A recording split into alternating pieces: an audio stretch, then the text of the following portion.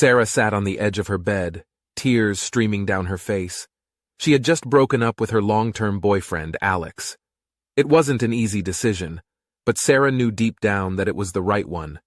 They had grown apart over the years, and their relationship had become more of a routine than a romance. As she wiped away her tears, Sarah made a promise to herself.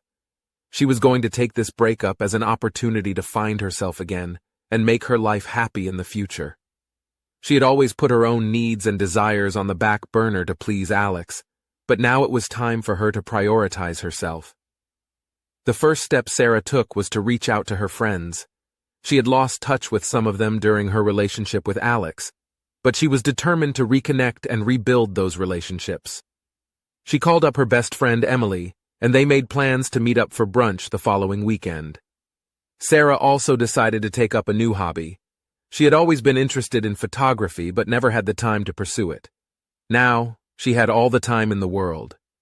She went out and bought herself a nice camera and started exploring the city, taking pictures of anything and everything that caught her eye. It was a refreshing change of pace from her old routine, and she loved the feeling of creating something new. The most important step Sarah took was to focus on herself and her own happiness. She started going to therapy to work on her own issues and insecurities. She took care of her body by eating well and exercising regularly. She even treated herself to a spa day once a month, something she had never done before. As time went on, Sarah began to feel more confident and happy.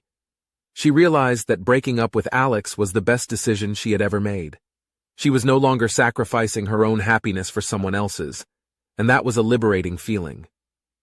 One day, as she was walking in the park taking photos, she met a guy named Jack. They struck up a conversation, and Sarah was surprised at how easy it was to talk to him. They exchanged numbers and went on a date the following week.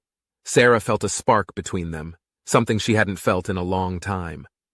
As Sarah sat across from Jack, laughing and enjoying herself, she realized that she was truly happy.